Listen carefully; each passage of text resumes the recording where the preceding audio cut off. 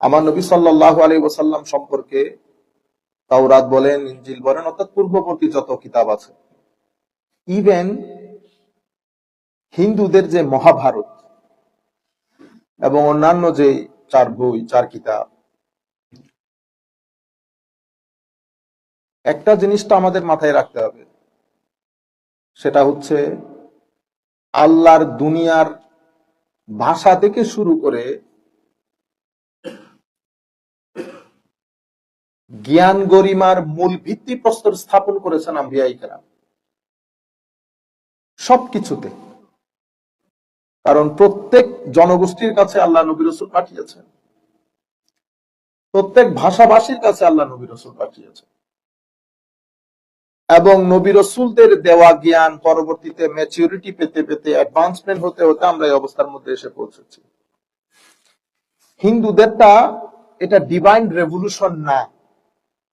হিন্দুদের যে কিতাব, সেটা তারা যেহেতু ঐশী কিতাব, নবী রাসূল এগুলাতে তারা বিশ্বাস করে না। এই ক্ষেত্রে আমরা বলতে পারি পৃথিবীতে ধর্ম দুই ধরনের। এক ধরনের ধর্ম যেগুলাকে আমরা আহলুল কিতাব বলি। আহলুল কিতাব মানে যারা নবী রাসূলে বিশ্বাস করে, কিতাবাদিতে বিশ্বাস করে, যারা এই যে আপনি হযরতে মুসা আলাইহিস সালামের অনুসারী বলে নিজেদেরকে দাবি করেন, ইহুদি, ওনাদেরও একটা কিতাব আছে, খ্রিস্টানদেরও কিতাব আছে। আমরা যেমন পরকালে আখিরাতে বিশ্বাস করি, তারাও কিন্তু বিশ্বাস করে না যে তা না। এবং একটা বিষয় হচ্ছে, আমাদের পবিত্র কোরআনে বর্ণিত অনেক কাহিনী, যেমন হযরত আদম আলাইহিস ইসলামের সৃষ্টি, হযরত ইউসুফ আলাইহিস ইসলামের কাহিনী, হযরত ইসমাইল আলাইহিস ইসলামের কাহিনী, আপনি তাওরাত এবং জবুরের মধ্যে, ইনজিলের মধ্যে এই বিষয়গুলা এখনো পর্যন্ত আছে। এখনো পর্যন্ত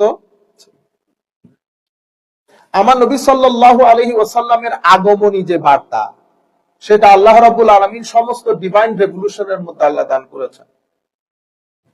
হিন্দুদের কাছে যেই মহাভারত বা যেই হিন্দুদের যেই মূল কিতাব, সেটার ভিতরেও আমার নবী সাল্লাল্লাহু আলাইহি ওয়াসাল্লামের আগমনী বার্তা আছে। আগমনী বার্তা আছে। এ থেকে অনেক স্কলারগণ বলেন যে তারা বিশ্বাস না করলেও তাদের বইও কোনো না কোনো নবীর উপর নাজিল হয়েছিল।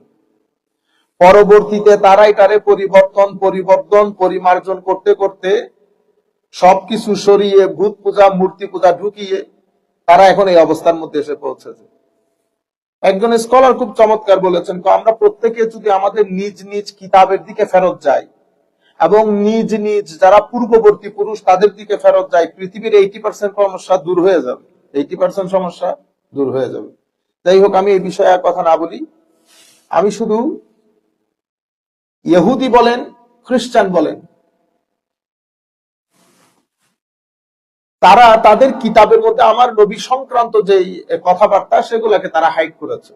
এটার উপরে আয়াত নাজিল হয়েছে যে যারা তাদের কিতাবের বিষয়গুলোকে হাইড করেছে, তাদের উপর আল্লাহর লানত, রাসূলের লানত, ফেরেশতাদের লানত। এটা আপন জায়গায় ঠিক আছে, কিন্তু মাসলা যেটা আমি বুঝাইতে চাইতেছি, দূর দূরান্তে অসংখ্য উলামায়ে কেরাম আপনারা শুনতেছেন, উলামায়ে কেরাম এই আয়াতের ব্যাখ্যায় সমস্ত মুফাসসিরিনে কেরাম একটা মাসআলা, বরং দুইটা মাসআলা এনেছেন। একটা হচ্ছে, আপনি যাহা জানেন তাহা অন্যকে জানাবেন কিনা। কারণ আমরা যারা টেবিলে বসে কথা বলি, আমাদের জন্য থ্রেট বেশি। কেন? কোরআনে পাকের মধ্যে আল্লাহ বলেছেন, ইয়া আইয়ুহাল্লাযীনা আমানু লিমা তাকুলুনা মা লা তাফআলুন, তুমি যাহা করো না তাহা বলিও না। এবং আমাদের জিহ্বাকে আল্লাহ কেচি দিয়ে কাটতে আমার নবী দেখেছেন। এটা অনেক ভয়ানক কাজ। আমার তো কোনো খায়দা দরকার তো নাই, আমি অন্য কাজ করব। কিন্তু কোরআনের আরেক আয়াতের মধ্যে বলতেছেন, না, যা জানছো তা জানাইতে হবে। যদি না জানাও তাইলে আল্লাহর লানত, রাসূলের লানত, ফেরেশতার লানত। আমি দুইটা নাই করে গেছি না। আচ্ছা, এটা একটা মাসআলা আনছে। আর একটা মূল বিষয় হচ্ছে আপনি কোন কথা কোন জায়গায় বলবেন, এবং এটা একটা আর্ট। সব কথা সব জায়গায় বলা যায় না। এজন্য উলামায়ে কেরাম, আমি গতবার আপনাদেরকে মাসআলাটা বলেছিলাম যে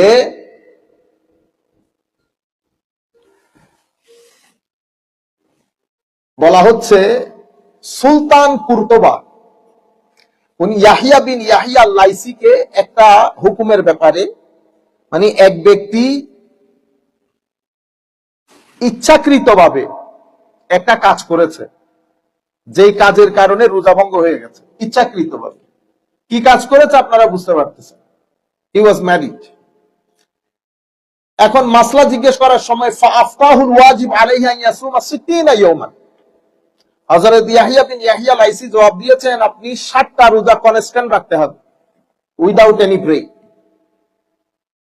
এটার পরে ওয়াকানা বাদুল ফুকাহা জালিসা, ওনার সাথে আরো ফুকাহায়ে কেরাম বসা ছিলেন, কেউ কোনো কথা বলে নাই। আজকের দিন হইলে আমরা টক্কর মারতাম, আরো আছে শরীয়তের মাসলা। কেন? এখন তো জাহেলের ছড়াছড়ি, মাঝে মধ্যে এত লজ্জা করে, ব্যক্তি জানে না 3 টাকার, হাত পা নাইরা এমনি এমনি কথা বলে। এ শের পড়েন, কোরআন শরীফের আয়াত পড়ে, হাদিস শরীফ পড়ে, না জেরের ঠিক আছে না জবরের ঠিক আছে। উর্দু শের পড়ে, উর্দুর কোনো আগা নাই মাথা নাই, আপনি না পারলেন না পড়েন। ডিসরেসপেক্টফুল এই জিনিসগুলা। আর যখন সিনিয়র কোনো আলেম থাকে, সিনিয়র উলামায়ে কেরামের সামনে আমার হাত পা নাড়ানোর কোনো দরকার নাই। আমরা ওই মজলিসের মধ্যে কিছু হিকমতওয়ালা কথা বলি নাই, কারণ আল্লামা সৈয়দ সাজিদুল হক শাহবুজুর সাহেব উপস্থিত ছিলেন। সিনিয়র উলামায়ে কেরামের সামনে বেশি হিকমতপূর্ণ কথা আমাদের মতো নওজোয়ান নসল বলাটা বেয়াদবি। আপনারা বুঝতে পারছেন? কিন্তু এখন কারে কে আদব শিখাবে? দুনিয়া আজব হয়ে গেছে। এখন বাপরে পোলাও মানে না, বাপরে পোলাও মানে না। আমরা কুমিল্লা টাউন হলে একটা প্রোগ্রামের মধ্যে ছিলাম, সিনিয়র উলামায়ে কেরাম স্টেজের মধ্যে বসা। উলামায়ে কেরাম আমাকে বলছেন, বেটা আইসা আমার 1 ঘন্টা কোরআন শরীফ থেকে কিছু বলতে হবে। আল্লাহ হুজুর আমি তফসির করতে পারবো না, এই কাজ আমাকে দিয়ে হবে না, আমি তো বক্তব্য আলোচনা করতে পারবো। গেছি ওখানে, আমাদের এক স্যাংরা পোলা বক্তব্য দিতেছে, আমার স্টেজে উঠতে ইচ্ছে করতেছে। আমি চিন্তা করতেছি এর সাহসে কোলাইতেছে কেমনে এতগুলো আলেমকে পিছনে রেখে। পরে আমাদের আপনাদেরকে এখন একটা কথা বলবো, সমস্ত উলামায়ে কেরাম, যেটা আপনারা যারা বিভিন্ন জায়গায় বসে আমাদেরকে শুনতেছেন, আমি ইমাম শাফিঈ রাদিয়াল্লাহু তাআলা আনহুর একটা কথা আপনাদেরকে শোনাই। ইমাম শাফিঈ রাদিয়াল্লাহু তাআলা আনহু উনি বলতেছেন, এলমের জ্ঞানের 4টা শাখা আছে। কয়টা শাখা? মানে তো জ্ঞানের 4টা স্টেজ আছে। ইমাম শাফিঈ বলতেছেন, তো যেই ব্যক্তি আন্না মান দাখালা, যেই ব্যক্তি প্রথম স্টেজে ঢুকছে, সেই মনে করে তার চেয়ে বড় আলেম পৃথিবীতে নেই। ইয়ানি আন্না মান দাখালা ফির রুবইল আউয়াল, প্রথম কোয়ার্টারে যেই ব্যক্তি ঢুকছে, সেই মনে করে আন্নাহু আ'লামুন নাস, সে সবচেয়ে বড় জ্ঞানী। আম্মা মান দাখালা ফির রুবইস সানি, যেই ব্যক্তি দ্বিতীয় কোয়ার্টারের ভিতরে ঢুকেছে, সেই মনে করে আমি জানি, তবে যাহা জানি না এটা মোটামুটি বেশি। ওয়া আন্না মান দাখালা ফির রুবইস সালিস, যেই ব্যক্তি তৃতীয় কোয়ার্টারে ঢুকছে, সে মনে করে আমি যা জানি আর যা জানি না, যাহা জানি না এটা মিলিয়ন মিলিয়ন মিলিয়ন, যাহা জানি অ্যাজ কম্পেয়ার টু যাহা জানি না একেবারে সামান্য। দেখছেন? ওয়ান্না মান দাখালা ফির রুবইর রাবি, তো যেই ব্যক্তি চতুর্থ দরজার মধ্যে ঢুকে গেছে, সেই ব্যক্তি মনে করে আন্নাহু আজহালুন নাস, সেই ব্যক্তি সবচেয়ে বড় মূর্খ। আপনারা জিনিসটা বুঝতে পেরেছেন? প্রথম রুমের ভিতরে ঢুকে সে মনে করে আমার মতো বড় জ্ঞানী কেউ নাই, আ'লামুন নাস। তো দ্বিতীয় রুমের ভিতরে ঢুকে মনে করে যে না, আমি যাহা জানি না এখন অনেক বেশি। তৃতীয় রুমের ভিতরে ঢুকে মনে করে যে যা জানি না এটা সংখ্যা অনেক বেশি। চতুর্থ রুমের ভিতরে ঢুকে মনে করে আমি আসলে কিছুই জানি না। আজীব বিষয়, এবং এটা বহু আজীব। সমস্ত বড় উলামায়ে কেরামের মুখে আমরা শুনি, যেমন আমাদের ডক্টর আলী জুমার মতো আলেম, যাকে বর্তমান যুগে ফকিহে মিসর, মিশরের ফকি ইমাম শাফিঈ রাদিয়াল্লাহু তাআলা আনহুর ছায়া ইমাম শাফিঈ বলা হয়। উনিও মাসলা মাসাইল বলার সময় বলতে, বেটা ফকির আনা লা আরিফ শাইআ, আর কিচ্ছু জানি না আমি। ইন্না লিল্লাহি, যদি কিচ্ছু না জানে তো আমরা কোথায় বসে আছি? আপনারা বুঝতে পেরেছেন? তাইলে সম্মানিত উলামায়ে কেরামের প্রতি আমার বিশেষ অনুরোধ, আল্লাহর ওয়াস্তে বেটা হাত পা নাড়ানি বন্ধ করে দেই আমরা, নাম্বার 1। নাম্বার 2, সিনিয়র কোন আলেম যদি আপনাদের স্টেজের মধ্যে থাকে, আল্লাহর ওয়াস্তে এক কোনায় দাঁড়াবেন, এক কোনায় দাঁড়াবেন, দাঁড়িয়ে হাত পা নাড়াইয়েন না। আর বেশি তফসিরের কিতাব, হাদিসের কিতাব, অমুক কিতাব, সমুক কিতাব, এগুলো ওলামায়ে কেরামের সামনে বলিয়েন না। মোটামুটি মুখতাসার যা বলার, যদি ঘন্টাখানেক সময় পান, আদবের সাথে যতটুকুন কথা রাখার ততটুকুন রাখবেন। আমরা আমাদের উস্তাজ আল্লামা শেরে মিল্লাত মুফতি উবাইদুল হক নাঈমি, যাকে জমানা শেরে মিল্লাত বলতো, শেরে মিল্লাত মানে জমানার বাঘ, আসলে বাঘ, আসলে বাঘ। ওনার উস্তাদ হচ্ছে ইমাম আহলে সুন্নাত আল্লামা নুরুল ইসলাম হাশিমি মুতাজিল্লুল আলী রাহমাতুল্লাহি আলাইহি। হুজুর তো দুনিয়া থেকে পর্দা করেছেন 100 বছর বয়সে। এগুলা হচ্ছে আপনি যদি দেখেন না, শুধু দেখলে হয়, কোন ওয়াজ তো ক্লিয়ার করতে শুনতে হয়। এগুলার জিন্দেগির মধ্যে আপনি এলম আমল অনেক দূরে, একটা সুন্নতের গরমিল আপনি কোনোদিন পাবেন না। দান করতে শুইতে বলছে, আমি জিন্দেগির মধ্যে হুজুরকে বাম করতে শুইতে দেখিনি। এবং 12 দিন ব্যাপী ঈদে মিলাদুন্নবী করতেন হুজুরের দরবারের মধ্যে, মাদ্রাসায়। পুরো বাংলাদেশের সবাই তো ছাত্র, নৈমিষা হুজুর ছাত্র মানে সবাই তো ছাত্র। হায় হায়, হুজুর এই আসারের পরে দুজানু হয়ে বসতেন। আমরা এখানে 2 মিনিটের মধ্যে, এই যে আমি এখনো তো দুজানু হয়ে বসতে পারি নাই, পায়ের ব্যথা আছে। হুজুর এই বুড়া বয়সে দুজানু হয়ে বসতেন, এই যে বসছেন, প্রস্রাবও তো আসে না। আজীব বিষয়। সমস্ত আলেমরা বুড়া বুড়া হাফেজ, সমস্ত ওলামায়ে কেরাম যেতেন আমাদের দেখা মতে। এই কতক্ষণ পর পর যাইতেছে বাথরুমের মধ্যে, এই বেটা বসা তো বসা, উঠেও না মরেও না। তারপরে একদিন আমরা শুনেছি জিনিসগুলা, হুজুরকে জিজ্ঞাসা, হুজুর আপনি এত কষ্ট করে বসে থাকেন যে, তবে এটা কি বলতে কি বলে ফেলবে উলামায়ে কেরাম, আমার মজলিসের বদনাম হয়ে যাবে, আমার মজলিসের বদনাম। আমি বড় বড় আলেমকে ওয়াজ করতে, হুজুরা সবাই দাঁড়াইতেন এক কোনায়। একদিন এক আলেম বলতেছিল, মুসলিম শরীফের রওয়ায়াত বলে সাহাবায়ে কেরাম 72 জন ছিলেন। হুজুর মজলিস থেকে উঠে বলে, বেটা 72 না 75 জন ছিল। ও আমার হুজুর বলছে 75 জন। দেখছেন কি অবস্থা? এখন তো কেউ বলারও নাই, বলারও নাই, সবাই তো মুকাররির। কারণ ওই জমানা খতম হয়ে গেছে। ওই জমানা নমিশা হুজুরের সাথে শেষ তকরির আমার জিন্দেগি। আমাকে হুজুর তো জানেও না কে করবে, আমরা তো ছোটখাটো মানুষ। তো হুজুর জিজ্ঞেস করতেছে আমাকে, বেটা আমার পরে কে? আল্লাহ কেউ না হুজুর, আপনি চলে যান। তো পরে সবাই বলতেছে হুজুর করবে। আচ্ছা আসো আসো, করো, শুরু করো। আল্লাহ না, আপনি চলে যান। তো আমি চলে যাইতেছি। আল্লাহ না, এরকম চলে গেলে হবে না, এলাকা ছেড়ে চলে যেতে হবে। একেবারে আপনার গাড়ি যখন মাইল 1.5 মাইল চলে যাবে, মাইকের আওয়াজ শোনা যাবে না, তখন থেকে ওয়াজ, এর আগে না। কারণ সাহসের দরকার হয়। আমি জানি যে উল্টা পাল্টা হলে ব্যাক করবে আবার, দেখুন খেয়ারে নিতে। এবং আমি যেটা বলতে চাইতেছিলাম, হাশমি শাহ হুজুরের মজলিসে নৈমিষা হুজুর তখন ওয়াজ করতেন। নৈমিষায় মানে শেরে মিল্লাত, দুনিয়ার ভাষা আলেম সবাই নৈমিষা হুজুরের ছাত্র, আমাদের ওসি রহমান, অমুক সমুক। সেই শেরে মিল্লাত ওয়াজ করতেন ওই কোনার ভিতরে, এমনি করে থাকতেন। হ্যাঁ হুজুর, হুজুর বলছে, হুজুর আমার হুজুর কি, হুজুর বলতেছে। কি এক জমানার মধ্যে, ওগুলা দেখে এখন এই জমানার মধ্যে যখন কথা বলি তখন আর ভালো লাগে। এবং এই ভদ্রলোক এতগুলো বড় বড় আলেম পিছনে, সে হাত পা নাড়াইয়া এমন এমন তফসিরের কিতাবের নাম ধরতেছে, আমি গ্যারান্টি সে চোখে দেখে নাই। চেহারার লোকে যাইতে হবে না, চেহারার লোকে কিতাবটা যাইতে হবে। পরে আমি হুজুর এক যিনি আমাকে দাওয়াত দেয়, আমি আপনারা নাম বললে চিনবেন, আমি নাম বলতেছি না, বাংলাদেশের এখন সিনিয়র আলেমদের মধ্যে অন্যতম। আমি বলছি, হুজুর আপনি আমার কেন দাওয়াত করছেন এগুলাতে? তবে এটা কিয়ামতে শুরু কি করবে, এখন সয়ে বয়ে নাও। আমাকে বলতেছে কি, সয়ে বয়ে নাও, কি করবা কিয়ামতে এসে গেছে, কিয়ামতের আলামত মনে করো। একটা আজীব পরিস্থিতি। এবং যিনি যত বড় মূর্খ, ওনার হাত নাড়ানি তত বেড়ে যায়। আর আপনি প্রত্যেক দিন এই আপনারা যারা আছেন, আপনারা যে পরিমাণ ওয়াজ শুনছেন, ভালো ভালো হুজুর তো অত ওয়াজও করেনি, ঠিক না? আপনাদের বয়স আপনারা তো, আপনি এই নর্মাল কথাগুলো বলে শ্রোতাদের পাগল করে দেওয়ার দরকার আছে, বিরক্ত করা। কিছু লেখাপড়া করে না তো, পড়ালেখা নেই, একই ক্যাসেটটা বারবার। জুমার মধ্যে যান, তো জুমার বই আছেন একটা, জুমার খুতবার কি বই থাকে? খুতবা মানে বক্তব্য, খুতবা মানে কি বক্তব্য। জেহালত মূর্খতা এই পর্যায়ে পৌঁছেছে। আমি চট্টগ্রামের এক গ্রামের মধ্যে, হেলাল ভাই চিনবে, তো করতেছি, হুজুরে তো খুতবা করছে মোবাইল থেকে, বই থেকে পড়া নাই। আপনারা বুঝছেন? মানে তারা মনে করতেছে খুতবা হয় নাই। কি পরিমাণ জাহালত পেয়ে গেছে আমাদেরকে।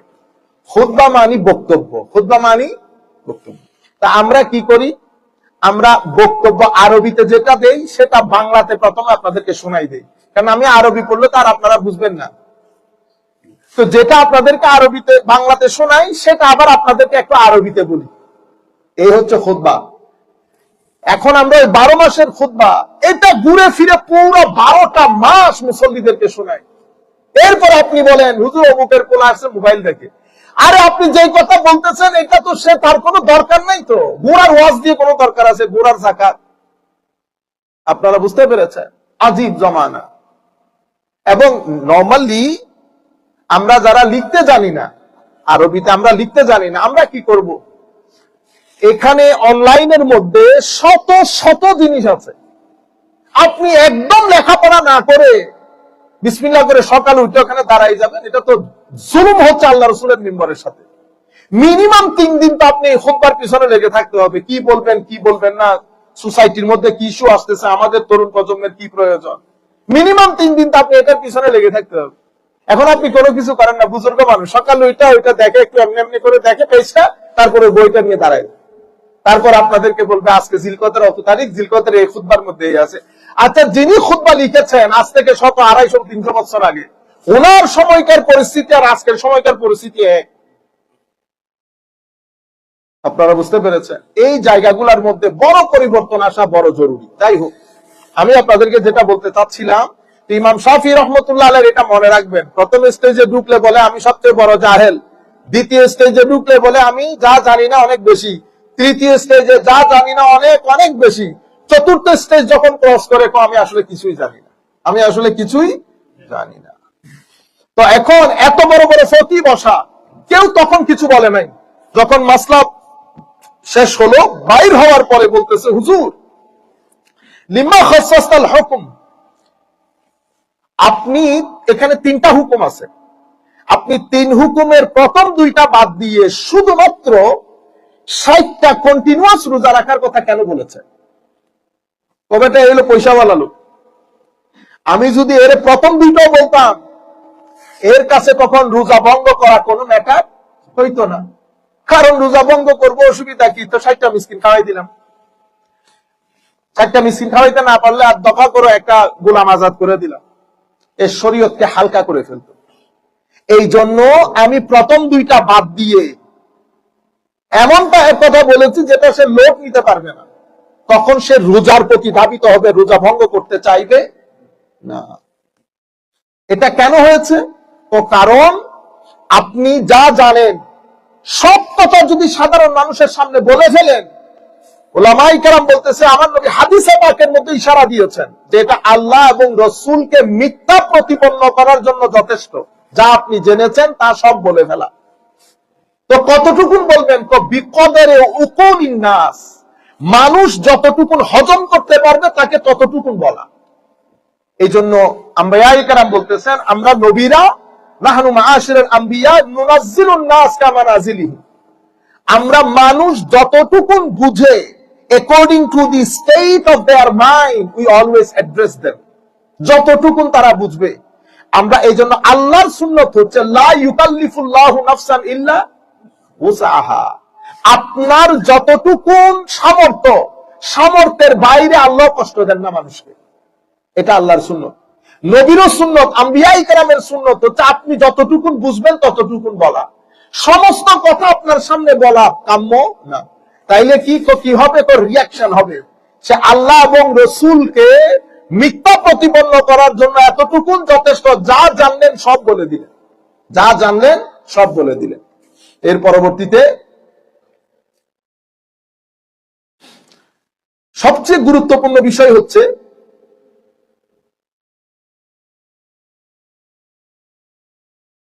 হাজ্জাজ বিন ইউসুফ হযরতে আনাস বিন মালিক রাদিয়াল্লাহু তাআলা আনহুকে জিজ্ঞেস করেছেন যে আল্লাহর নবীর জীবনে সবচেয়ে কঠিন পানিশমেন্ট কোনটা আল্লাহর নবী দিয়েছে? আনাস বিন মালিকের মতো সাহাবী। মনে রাখবেন, সাহাবী হওয়া, তাবেঈ হওয়া ওইটা এক জিনিস, আল্লাহর নবীর পক্ষ থেকে ইলমের মালিক হওয়া আরেক জিনিস। অসংখ্য বড় বড় তাবেঈ এমন ছিলেন, তাবেঈ মানে যিনি সাহাবায়ে কেরামকে দেখেছেন, আল্লাহ রাসূলকে দেখেন নাই ওনারা। হযরত শাবির মতো বিখ্যাত তাবেঈ, ওই তাবেঈর দর্সের মজলিসে অসংখ্য সাহাবায়ে কেরাম বসে ইলম শুনতেন। এলম বিষয়টা ভিন্ন, এলম বিষয়টা আপনি বলতে পারবেন না দুরু এটা তো গরিবের ছেলে, ওর কাছে এত এলম নাই, গরিবের ছেলে ধনীর ছেলে, আপনি এগুলো আলাদা বিষয়। আর এলম বিষয়টা ভিন্ন জিনিস। এরপরে এলমের পরে হচ্ছে আপনি ইন্টারপ্রিটেশন দেওয়া জিনিসটা। যেমন হযরতে উসমানে গনি রাদিয়াল্লাহু তাআলা আনহুর খেলাফত আমল, এক মহিলার বিরুদ্ধে একটা কমপ্লেইন হয়েছে উসমানে গনির কোর্টে। মহিলা 6 মাসের অন্তঃসত্ত্বা, 6 মাসের, 6 মাসের অন্তঃসত্ত্বা। এটা স্বামীর কাছেও জিনিসটা কি লেগেছে, খটকা লেগেছে। 6 মাস তো না, আমাদের এখানে 9 মাস 10 দিনের একটা বিষয় আছে। সে কিছুদিনের মধ্যে সন্তান প্রসব করবে, স্বাভাবিকভাবে কিছুদিনের মধ্যে সন্তান প্রসব করবে, মাত্র 6 মাস। এটা স্বামীর মাথা, স্বামী খুব যে বিশ্বাস করতেছে তা না, কিন্তু বিশ্বাসও করতে পারতেছে না। মহিলা বলতেছে আল্লাহ আল্লাহ আল্লাহ আল্লাহ সাক্ষী, আমার সাথে কোনো ময়লা, আমার সাথে কোনো গুনাহ আমাকে টাচ করে নাই। কিন্তু উসমানে গনির কোর্টে কেস হয়ে গেছে। তৎকালীন সময়কার পুলিশ মনে করেন ধরতে এসেছে, ওনাকে অ্যারেস্ট করে নিয়ে যাবে। উনি কাপড় চুপড় পরে রেডি হচ্ছিলেন। ইমাম ইবনে কাসির বিস্তারিত লিখেছেন হাদিস শরীফ সহ তাফসীর ইবনে কাসিরের মধ্যে। হায় হায়। তো ওনার বোন বলতেছে, কাঁদতেছেও, বলতেছে স্বাভাবিকভাবে ক্যাপিটাল পানিশমেন্ট, পেটে সন্তান, সন্তান ভূমিষ্ঠ হবে। কিন্তু ওই মহিলার ইয়াকিন ছিল, আমি যেহেতু কোনো কিছু করি নাই, আল্লাহ রাব্বুল আলামিন রক্ষা করবেন। গেছে উসমানে গনির কোর্টে, ডিসিশন হয়ে গেছে। দেখেন, ইন দা মিন টাইম হযরত আলী রাদিয়াল্লাহু তাআলা আনহুর কাছে এই খবর পৌঁছেছে যে এরকম এরকম একটা কেস, কারণ চতুর্দিকে খবর ছড়িয়ে গেছে। তো হযরত আলী রাদিয়াল্লাহু তাআলা আনহু ফৌরি তৌর পে গিয়ে পৌঁছালেন। কি মামলা? সিনিয়র সাহাবী, তো হুজুর কেস হচ্ছে এটা, 6 months pregnancy period, what's the problem? কোনা এটা তো 6 months তো না, এটা তো 10 মাস। তখন হযরত আলী বলতেছেন, তুমি কোরআন শরীফ পড়ো নাই? হযরত উসমানে গনির সাথে এখন কনভারসেশন হচ্ছে, আপনি কি কোরআন শরীফ পড়েন নাই? কোরআন শরীফে আল্লাহ বলেন নাই ওয়াল ওয়ালিদাতু ইউরদিনা আওলাদাহুন্না হাওলাইনি কামিলাইন, ওয়াল ওয়ালিদাতু ইউরদিনা আওলাদাহুন্না হাওলাইনি কামিলাইন। মা সন্তানকে দুধ পান করাবে কতদিন? 2 বছর। তো 2 বছরে কয় মাস হয়? 24 মাস। 2 বছরে 24 মাস। আরেক আয়াত, যে আয়াতের উপর ভর করে আমি এই কথাগুলো বলতেছি, ওয়া হামলুহু ওয়া ফিসালুহু সালাসুনা শাহরান। মার গর্ভধারণ, দুগ্ধপান, এই 2 পিরিয়ড মিলে কোরআনে পাকের ভাষ্য মতে 30 মাস। কয় মাস? 30 মাস। তো 30 মাসকে দুগ্ধপানের 24 মাস বাদ দিলে কয় মাস থাকে? 6 মাস। তো হযরত আলী বলতেছেন প্রেগন্যান্সির মিনিমাম পিরিয়ড হচ্ছে 6 মাস। হযরত উসমানে গনি খলিফায়ে রাশিদ, চিন্তা করতে পারবেন, উনি বলতেছেন আমার ভাই আলী ঠিক বলেছে, আমার রায় ওয়াজ রং, হযরত আলী ইজ রাইট। আমরা হলে বলতাম তুমি বেশি বুঝিও না, আমি খলিফা, I am the minister, I am the president. জমানা আদবের এলমের ছিল। ওই মহিলা ঘরে চলে এসেছে। কিছুদিন পর মহিলার বাচ্চা হয়েছে, এক্স্যাক্টলি দেখতে তার জামাইয়ের মতো, এক্স্যাক্টলি দেখতে তার জামাইয়ের মতো। আপনারা বুঝতে পেরেছেন? এই যে এটাকে বলে ফিকহুদ্দিন, আপনার ভিতরে ফিকা থাকা, মানে আয়াত আমিও পড়তেছি, অমুকও পড়ছো, অমুকও পড়ছো, কিন্তু ওখান থেকে আরেকজনের বুঝে যেটা আসতেছে সেটা এখানে আর কারো আসতেছে না। অদ্ভুত বিষয়। তো এখন মানুষ 2 জন, একজন ঘরের লোক, একজন বাইরের লোক। মাসলা আসছে এলাকার মানুষ বলতেছে আমরা ঘরের লোক আমরা বাইরের লোক দেখছি। আমরা কিসের লোক দেখছি? বাইরের লোক। ঘরওয়ালি বলতেছে বাইরের লোক ছিল না, ভিতরের লোক ছিল। মাসলা পেশ খেয়ে গেছে না? হযরত ইমামে আজম আবু হানিফার কাছে মাসলা আসছে, দেখছেন অবস্থা? কারণ এটা তো ডিভোর্সের বিষয়। তো ইমামে আজম আবু হানিফা বলতেছে এটা ভেরি সিম্পল। দেখছেন না অবস্থা? খুব ভেরি সিম্পল। কি ওদের বাসায় কুকুর টুকুর ছিল নি? ছিল। তোমরা তখন কুকুরের কোন আওয়াজ শুনছো? না, কুকুরের কোন আওয়াজ শুনিনি। তুমি বেটা যাকে সন্দেহ করতেছো তাকে একটু রাতের দিকে তোমাদের দিকে যাইতে বলিও তো। তো ওদিক দিয়ে হাঁটার সময় কুকুর কি করে? গেউ গেউ গেউ গেউ করে। তো কুকুরের গেউ গেউ মানে মানুষ অপরিচিত ছিল, গেউ গেউ না করা মানে হচ্ছে মানুষ পরিচিত ছিল। সুতরাং ঠিক হবে না। এটা আল্লাহ রাব্বুল আলামিন এই এবিলিটি যাকে দান করেন, একই আয়াত সবাই পড়তেছে, তো একজন চুপ করে থাকে। আউলিয়ায়ে কেরামের এলমের মধ্যে এত গভীরতা কেন? কারণ আমরা দুইভাবে লেখাপড়া করি। একটা লেখাপড়া কিতাবের পর কিতাব, কিতাবের পর কিতাব। এই যে আমি দেখে দেখে দেখতেছি এটা কি ইমাম রাজি কি বলছেন, বাগবী কি বলছেন, এটা হচ্ছে আমার দেখার জিনিস। আল্লাহর ওলিরা দেখে, রাতে সিজদায় গিয়ে আল্লাহর দরবারে এলম খুঁজে। আল্লাহ রাব্বুল আলামিন কাউকে বালতি সহ দিয়ে দেন ভিতরে, আর কাউরে ওই যে বৃষ্টির পানি করে না, ওই যে রস করে না, রস গাছ থেকে টপ টপ টপ টপ করে, সকাল হইতে হইতে এটা পুরাই দেয়। তো আল্লাহ রাব্বুল আলামিন জানায় 12টার পর থেকে যদি টপ টপ পড়া শুরু করে তো সকাল হইতে হইতে সিনা ভরে গেছে না। এটাকে বলে ইলমে লাদুন্নি। এটাকে কি বলে? ইলমে লাদুন্নি। তাইলে প্রথম এলমের জন্য বই দরকার হয়, দ্বিতীয় এলমের জন্য বই দরকার হয় না। প্রথম এলম জমে ব্রেইনে, দ্বিতীয় এলম জমে সিনাই। প্রথম এলমে পড়তে হয়, দ্বিতীয় এলমে সিজদা দিতে হয়। এটার গভীরতা বেশি, এটার গভীরতা বেশি। এটা এই ইলমে লাদুন্নির মাধ্যমে যে ইলম নসিব হয়, এটা আবার পড়ালেখার মাধ্যমে হয় না। আপনি পড়ালেখার মাধ্যমে লেয়ার যেতে যেতে 3 লেয়ার 4 লেয়ার পর্যন্ত যাবেন, কিন্তু ইলমে লাদুন্নি ওয়ালা যখন কথা বলবে সে 10 লেয়ার ভিতর থেকে বলবে। তখন আপনি বলবেন যে এ পাগল, এ কি পাগল। কেন? কারণ হচ্ছে এটা রামবুতান। রামবুতান মালয়েশিয়ান লিচি আছে না, রামবুতান খাইতে অনেক মজা না, কিন্তু দেখতে অসম্ভব বাজে।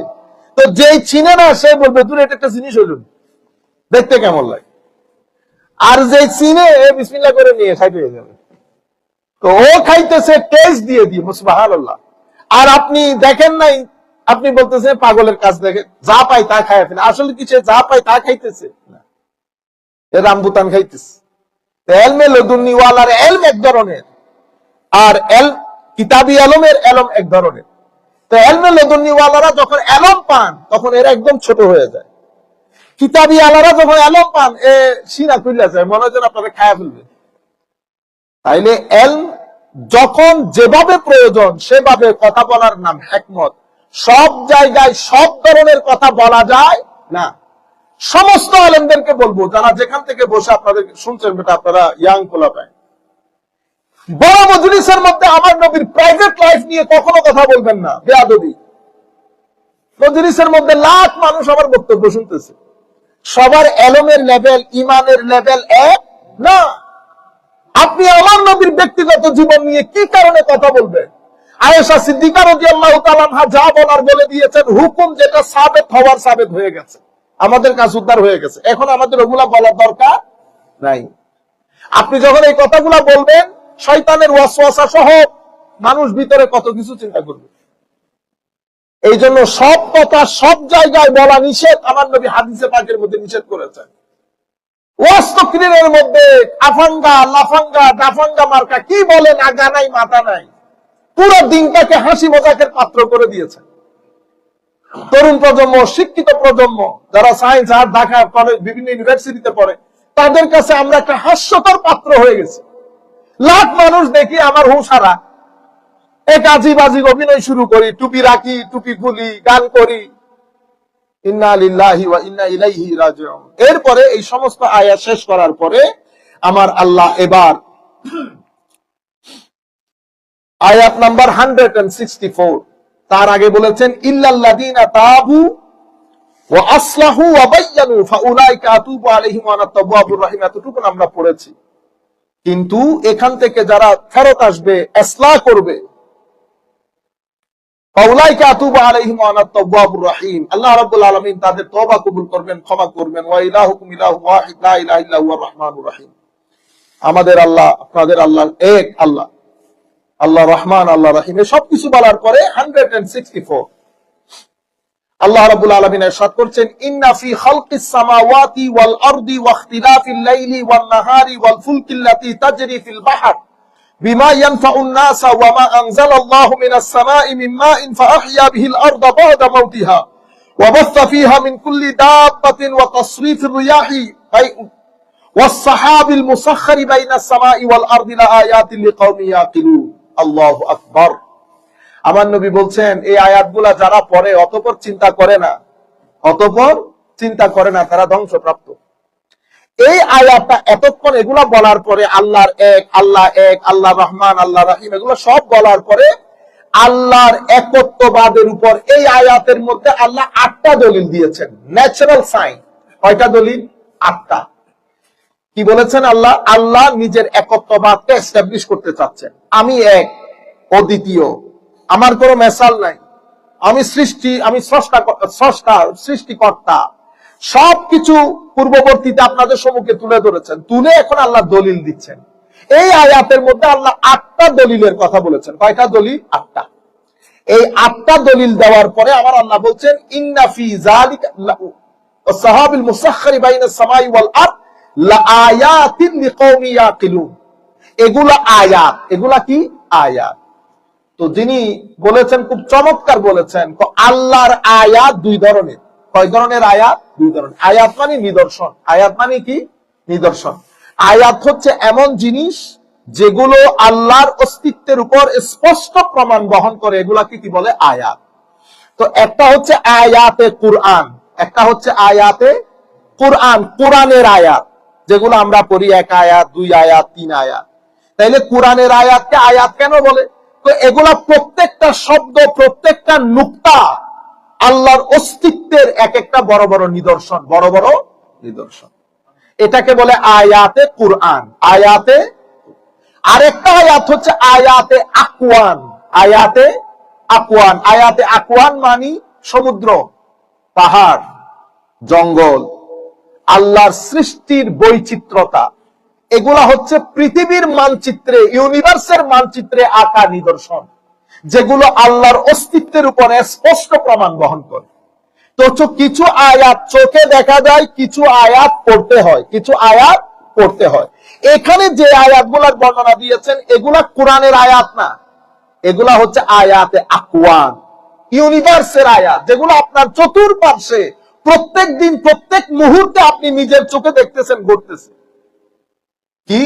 তো ইন্না ফি খালকিস সামাওয়াতি ওয়াল আরদ, প্রথম নিদর্শন আসমান এবং জমিনের সৃষ্টি। আসমান এবং জমিনের সৃষ্টি। সৃষ্টি এবং আবিষ্কার দুইটা এক জিনিস না। এখন সৃষ্টি কাকে বলে? সৃষ্টি এমন জিনিস যেটা কোন পূর্ববর্তী উদাহরণ বাদে না থেকে আল্লাহ করেন, তাকে সৃষ্টি বলে, তাকে সৃষ্টি বলে। আমি কিছুদিন আগে একটা ডিবেট দেখতেছিলাম, এক ভদ্রলোক, আমি নামটা ভুলে যাচ্ছি, এই টেসলার মালিকের নাম কি? Elon Musk. ইলন মাস্ক আর এক ভদ্রলোক হচ্ছেন ওই যে চাইনিজ, যিনি সবচেয়ে বড় ধনী, কি নাম, এটার নামও ভুলে গেছি। তো দুইজনের মধ্যে আর্টিফিশিয়াল যে ব্রেইন, ওইটা নিয়ে একটা ডিবেট হচ্ছে। আমার কাছে চাইনিজ ভদ্রলোক যে, সে সত্যিকার অর্থে উইজডম রাখে। তার কথা হচ্ছে humans R much more smarter than laptop, computer or হোয়াটসএভার। কিন্তু ইলন মাস্ক বলতেছে না, এগুলা বেশি স্মার্টার, এগুলা বেশি স্মার্টার। এখানে আবিষ্কার এবং সৃষ্টি দুইটা এক জিনিস না। মানুষ আবিষ্কার করে, মানুষ সৃষ্টি করতে পারে না। কারণ আপনি যা কিছু করবেন কোন না কোনো ওসিলার মাধ্যমে করবেন। ওসিলা মানে কি? এমন জিনিস যেটা আমাকে, আমি যেখানে পৌঁছাইতে চাচ্ছি সেখানে পৌঁছিয়ে দেয়, এটাকে ওসিলা বলে। যেমন আমি চাচ্ছি মাইকের আওয়াজ স্পষ্টভাবে আপনাদের কানেও পৌঁছাক, উপরেও পৌঁছাক, সেই কারণে এটা হচ্ছে ওসিলা। এটা কি? ওসিলা। তাহলে ওসিলা মানে কি? ওসিলা মানে ব্যক্তি বা বস্তু যেটা আমাদেরকে আমাদের মঞ্জিলে মকসদ পর্যন্ত, আমাদের অভিষ্ট লক্ষ্যে পৌঁছাইতে আমাদেরকে সহযোগিতা করে। এটাকে কি বলে? ওসিলা। আমরা আল্লাহর দরবারে যখন দোয়া করি, আল্লাহর নবীকে ওসিলা হিসেবে করি। আপনারা বুঝতে পেরেছেন? এখন আমাদের অনেক ভাই বলে না, ওসিলা করলে শিরক হয়। ওসিলার মধ্যে তো শিরক নাই। কেন? কারণ আমি যাকে ওসিলা বানাচ্ছি তাকে আমি আল্লাহ বানাই নাই তো। উনি আমার আল্লাহ পর্যন্ত পৌঁছে দেওয়ার জন্য মাধ্যম। আমি অভিষ্ট যে লোককে আমি পৌঁছাইতে চাচ্ছি, আমি কোন লোককে পৌঁছাইতে চাচ্ছি? আমি চাচ্ছি আমার দোয়াটা আল্লাহর দরবারে কবুল হোক। সেই কারণে আমি আমার নবীকে আল্লাহর দরবারে ওসিলা, মাধ্যম, মিনস হিসেবে প্রেরণ করলাম। কেন? কারণ আমি জানি আমার নবী আল্লাহর দরবারে অসম্ভব মহব্বতের। আল্লাহ অন্তত এই মহব্বতের দিকে তাকিয়ে আমার দোয়াকে রদ করে দিবেন না। এটাকে কি বলে? ওসিলা। এটাকে কি বলে? ওসিলা। তাইলে সৃষ্টি কাকে বলে? সৃষ্টি হচ্ছে কোন ধরনের মেসালে সাবেক, উইদাউট এনি এক্সাম্পল, কোন জিনিসকে যখন না থেকে হা করা হয়, এটাকে কি বলে? খালক। এটাকে কি বলে? খালক। তো আমার আল্লাহ আল্লাহর অস্তিত্বের প্রমাণ হিসেবে প্রথম দলিল পেশ করতেছেন যে বান্দা, সকাল সন্ধ্যা উঠোস যখন ঘরের বাইরে আইসা দেখোস আসমান জমিনের সৃষ্টি, এই যে আমি আসমানকে এখানে কোন ধরনের কি রাখি নাই, কোন পিলার রাখি নাই, এবং আমি সপ্ত আসমান, সামাওয়াত বলেছেন, সপ্ত আসমান, এক আসমানের সাথে এক আসমানের দূরত্ব আছে। আর জমিনকে আমি সপ্তটায় বিভক্ত করেছি, কিন্তু জমিনটা আল্লাহ কি বলেন? বহু বচনে বলেন নাই, আর্দ বলেছেন। কেন? তত্তা সাতটা হলেও দেখতে একটার মতো লাগে, আর ওগুলাকে একটার মতো লাগে না। ইন্না ফি খালকিস সামাওয়াতি ওয়াল আরদ, এটা প্রথম নিদর্শন। তো ইউনিভার্সের দিকে যখন তুমি তাকাবা, জমিনের দিকে যখন তুমি তাকাবা, এগুলা নিয়ে যখন তুমি কন্টেম্পলেট, গভীর চিন্তা করবা, ঠিক যেভাবে মরিস বুখাইলরা, ইয়েসান রাডাররা ইসলামের দিশা পেয়েছে এই আল্লাহর আয়াতগুলা নিয়ে চিন্তা করার কারণে। আমাদের মতো মারামারি দাঁড়াদাঁড়ি করার জন্য না, হাত উপরে বাঁধবো না নিচে বাঁধবো, মুখ না সমুখ, আমরা আছি এক রাস্তায়, আর আল্লাহ আমাদেরকে দাওতে চাইতেছেন কোন রাস্তায়? দেখেন, ইন্না ফি খালকিস সামাওয়াতি ওয়াল আরদ। এরপরে দ্বিতীয় দলিল, ওয়াখতিলাফিল লাইলি ওয়ান নাহার, আমাদের হাতে সময় কম, এবং রাত এবং দিনের পরিবর্তন। অদ্ভুত বিষয়, আমার আল্লাহ বলছেন আমি রাতকে আরামের জন্য বানিয়েছি। এবং আপনি অবাক হয়ে যাবেন, আমাদের মসজিদের ইমাম, ইংল্যান্ডের আল্লামা ফারুক সাহেব হাফেজ, সে আবার মাইক্রোবায়োলজিতে পিএইচডি করতেছে। সে আমাকে রাতে মানুষের বডিতে যে কেমিক্যাল পরিবর্তন হয়, আল্লাহু আকবার, আল্লাহ বলতেছেন আমি রাতকে আরামের জন্য বানিয়েছি।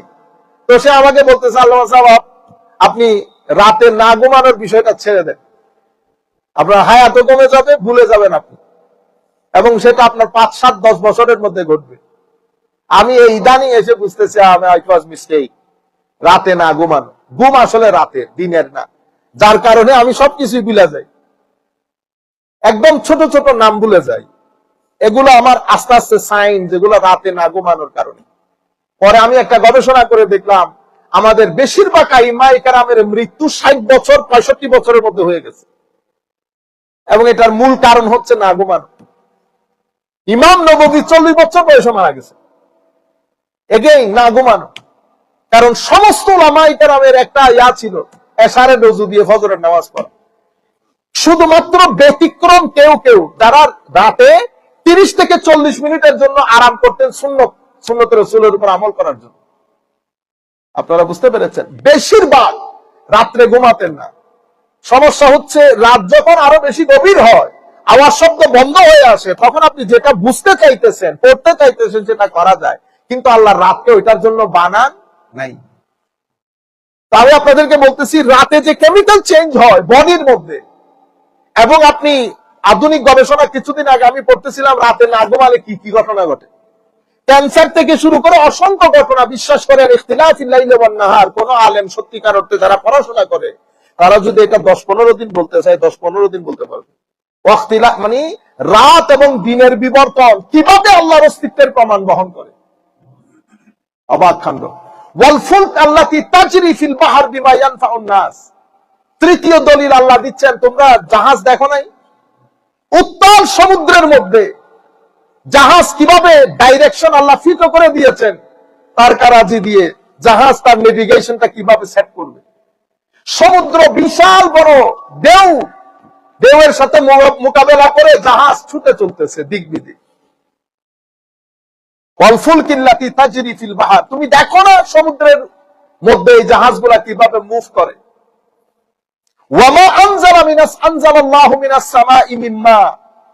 এরপর আমি উপর থেকে পানি বর্ষণ করি, উপর থেকে পানি বর্ষিত হওয়া। আমার আল্লাহ বলছেন এটা আমার অস্তিত্বের দলিল। এই পানির মাধ্যমে আমি মুর্দা পৃথিবীকে, মুর্দা জমিনকে যে জিন্দেগি দান করি, এবং সেখান থেকে বিভিন্ন ফল ফ্রুট। আমার আল্লাহ বলছেন জমিনের মধ্যে, তুমি যখন জমিনের মধ্যে জিন্দেগি চলে আসে, তুমি যেটাই লাগাবা, আমরা বলতেছি উর্বরতা শক্তি। এখন উর্বরতা শক্তি জিনিসটা কি? আপনি লাগাইলে উঠতেছে, কিন্তু আবার সবসময় উঠতেছে না। আমের সিজন যেটা বড়ের সিজন সেটা না, বড়ের সিজন যেটা আপেলের সিজন সেটা না। আপনি বলতেছেন হুজুর এগুলা সিজন ছাড়া আসবে না। সিজন কি জিনিস কোনদিন চিন্তা করে দেখছি? সমস্ত ফ্রুটস কোনটা 1 বছর, কোনটা 1.5 বছর, কোনটা, কিন্তু যে জিনিসগুলো আমাদের জীবনের জন্য 24/7 দরকার হয়, ধান, আটা, চাউল, আটা, এগুলো আবার 2-3 মাসে ঘরে চলে আসে। আজীব বিষয়। এবং এগুলার ফলনও বেশি। আমার আল্লাহ বলছেন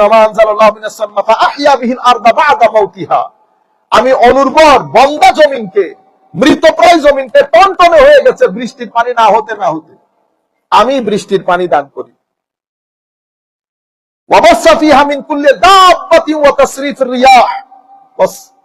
এবং এই যে জমিনের মধ্যে সমস্ত জন্তু, চতুষ্পদ জন্তু, পেট দিয়ে চলে, 4 পা দিয়ে চলে, সমস্ত জন্তুর চলাচল এই ভূমির মধ্যে আমি করেছি।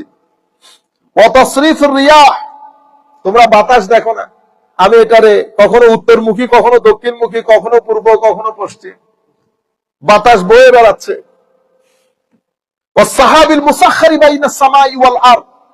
তোমরা মেঘমালাকে দেখো নাই আমি কিভাবে মেঘমালার মাধ্যমে তোমাদের জন্য বৃষ্টির ব্যবস্থা করি। আমার আল্লাহ বলতেছেন এগুলা সব আল্লাহর আয়াত, এগুলা আল্লাহর অস্তিত্বের উপর স্পষ্ট প্রমাণ বহন করে।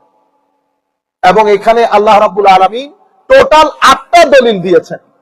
আমি উলামায়ে কেরামকে বলবো, যারা যেখান থেকে বসে শুনতেছেন, আপনারা একটা একটার উপরে, যে মাহে রবিউল আউয়াল শরীফ আসতেছে, আল্লাহর ওয়াস্তে মজলিসের মধ্যে গালাগালি করা, ব্যাড ক্রিটিসিজম করা, আমার নবীর মিলাদুন নবীর মজলিসের মধ্যে স্টেজকে হাসি ঠাট্টার মজলিস বানানো, মানুষ হাসানো, আল্লাহর ওয়াস্তে বাদ দিয়ে দেন, বাদ দিয়ে দেন এগুলা। আপনারা এই আয়াতগুলা যদি আপনি 8টা নিদর্শন একটা একটা করে বললে রবিউল আউয়াল শরীফ খতম হয়ে যাবে। অন্তত এই রবিউল আউয়ালের মধ্যে এগুলা বলেন, আমার নবীর জীবনী তুলে ধরেন, আমার নবীর সত্যবাদিতা তুলে ধরেন, জাতিকে বাঁচান, মানুষকে বাঁচান। আবার এই জায়গার মধ্যে আমরা রিভাইভাল করি। আমাদের উপর মানুষের অনেক আশা ভরসা, আমরা ইচ্ছে করলে কারসারটা পরিবর্তন করে দিতে পারি। আমরাই জাতির রাস্তা আমরা নির্ধারণ করতে পারি। আখেরি মেসেজ যেটা দিব আপনাদেরকে, পবিত্র কোরআনের মধ্যে আমার মনে হয় শুধু আল্লাহর কোরআন বাদে পৃথিবীর কোন ধর্মের মধ্যে এই কথাগুলো আসলে আপনি পাবেন না। আমাদেরকে বলা হয়েছে ইয়া আইয়ুহাল্লাযীনা আমানু, হে মুমিনগণ, ইন জাআকুম ফাসিকুম বিনাবাইন, যদি তোমাদের কাছে কোনো সংবাদ পৌঁছায়, যে কোনো ধরনের সংবাদ, তো তোমরা কি করবা? প্রথম দিন উঠে দৌড় দিবা? না, ফাতাবায়ানু, সংবাদ যেটা আপনাদের কাছে এসেছে সেটা নিয়ে পরিপূর্ণরূপে অ্যানালাইসিস করেন, হাউ ট্রু ইট ইজ, এটা সত্য, আদৌ সত্য কিনা, ওয়েট করেন, ফেসবুকে পরে দিয়েন, কমেন্ট পরে করিয়েন। ফাতাবায়ানু আন তুসিবু কাওমান বিজাহারাতিন ফাতুসবিহু আলা মা ফাআলতুম নাদিমিন। আমার আল্লাহ বলছেন আপনার অসতর্কতার কারণে, অ্যানালাইসিস না করে কথা বলার কারণে দেখা যাবে আপনার মাধ্যমে পুরো একটা জাতি ধ্বংস হয়ে গেছে। মানুষ ব্যক্তিগতভাবে হোক, সামাজিকভাবে হোক, পারিবারিকভাবে হোক, মানুষ হেনস্থার শিকার হয়েছে শুধু আপনার ভুল বুঝে একটা কমেন্টের কারণে। ফাতুসবিহু আলা মা ফাআলতুম নাদিমিন। আপনি এটার কারণে দুনিয়াতেও লজ্জিত হতে হবে, কবরেও লজ্জিত হতে হবে, আল্লাহ রাসূলের দরবারে কিয়ামতের ময়দানেও লজ্জিত হতে হবে। মেসেজ কোনটা দিতে চাচ্ছি, সেটা হচ্ছে প্রপাগান্ডা। প্রপাগান্ডা বলা হয় অর্ধ সত্য অথবা একেবারে মিথ্যা একটা বিষয়কে সবাই মিলে একসাথে বলে সাধারণ মানুষকে ধুকাই ফেলে দিয়ে কথাটাকে সত্য প্রমাণিত করার চেষ্টা করা, এটাকে প্রপাগান্ডা বলে। হাফ বেকড, আধা সত্য অথবা একেবারে মিথ্যা, এটাকে সবাই মিলে সবার মুখে মুখে প্রচার করতেছে, করতে করতে এটাকে সত্য বানিয়ে দেওয়া, এটাকে প্রপাগান্ডা বলে। প্রপাগান্ডা আগে আমাদের সমাজের মধ্যে বলতে দালালি করিও না, কিন্তু সেই প্রপাগান্ডা এখন আর্ট হয়ে গেছে। আর্ট, ন্যাশনালি ইন্টারন্যাশনালি মানুষ বড় বড় অফিস নিয়ে বসে, তাদের সাথে বিভিন্ন মিডিয়ার যোগাযোগ থাকে, যোগসাজশ থাকে, তাদের হাতে হাজার হাজার কর্মী অনলাইনে কাজ করে, তাদেরকে আপনি কন্ট্রাক্ট করেন যে এই মেসেজটাকে আপনি বাংলাদেশের রন্ধ্রে রন্ধ্রে, পৃথিবীর রন্ধ্রে রন্ধ্রে পৌঁছাইতে হবে। তখন ডিল হয় একজনের সাথে আরেকজনের। আজি সাহেব ডিল করতেছেন কিসের জন্য? একটা মিথ্যা সংবাদকে সত্য বলে প্রমাণিত করে কিছু মানুষকে অথবা কাউকে হেনস্থা করা, তার ক্যারেক্টার অ্যাসাসিনেশন করা। তখন আমরা কি করি? টাকায় হয় $1 মিলিয়ন, $2 মিলিয়ন, আল্লাহ পাক জানে কাহা তক যাতা এই চিজে। এর পরবর্তীতে আপনি মিডিয়ার মাধ্যমে অথবা আমাদের ছেলেপুলে এরপরে শেয়ারের বাজার যে গরম হয়, দেখবেন আমি শেয়ার করছি, আপনি শেয়ার করছেন, ছেলেরা শেয়ার করতেছে, কমেন্টের উপর কমেন্ট, অথচ 2 দিন পরে প্রমাণ হয়েছে এটা একটা মিথ্যা কথা। সবাই everybody become part and parcel of this propaganda. ইয়া আইয়ুহাল্লাযীনা আমানু ইন জাআকুম ফাসিকুম বিনাবাইন, আগে একটু ওয়েট করেন, দেখেন, অ্যানালাইসিস করেন এটার ভিতরে কোনো ট্রুথফুলনেস আছে কিনা। এনাফ ইজ এনাফ, যথেষ্ট হয়েছে। নামাজ দোয়া করেন, জিকির আজকার করেন, সবকিছুতে সাথে সাথে জানানোর দরকার নাই। সময় 2-3 দিন পার হলে দেখবেন দুধ কা দুধ, পানি কা পানি হয়ে গেছে। কিছুদিন আগে রইসুদ্দিন হত্যাকাণ্ড হয়েছে, আপনারা সবাই জানেন না? মৌলানা রইসুদ্দিন হত্যাকাণ্ড কি প্রপাগান্ডা হয়েছে জানেন? প্রপাগান্ডা হয়েছে, সে বুঝতে পেরেছেন তো তার বিরুদ্ধে প্রপাগান্ডা কি। এই প্রপাগান্ডাটা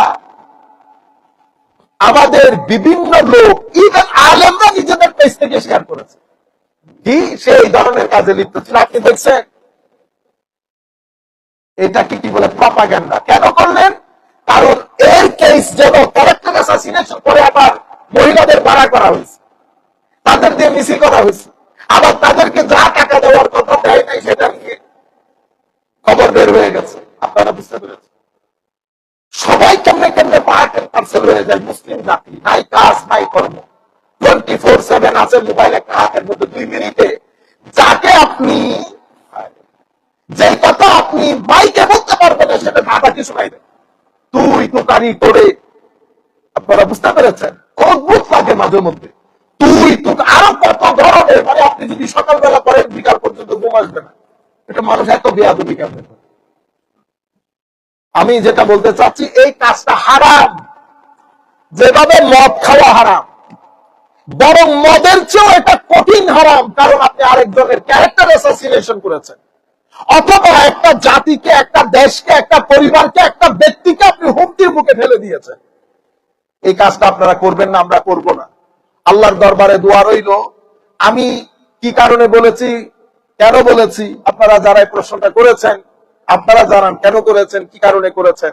আশা করি আমি এটার জবাব দিতে পেরেছি। ধন্যবাদ সবাইকে। আমরা সবাই একটু কিয়াম করব, কিয়াম করে আমরা মোনাজাতে চলে যাব। ইয়া নবী সালাম।